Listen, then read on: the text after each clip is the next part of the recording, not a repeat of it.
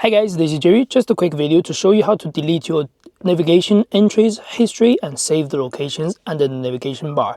Click the navigation, click this on the right, go to new route. Under the new route, you can see your saved location history. To delete saved location, click saved location.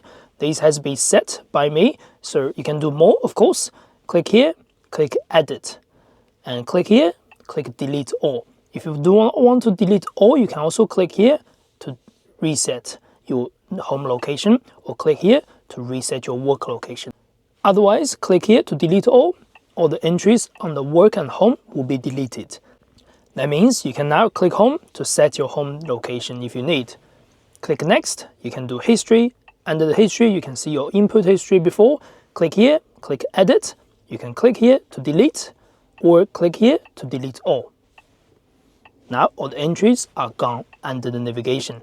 When you click the new route, nothing's there. When you do save location, there's no home and there's no work address. That's how that works. Thanks for watching. Subscribe and like if you found this helpful.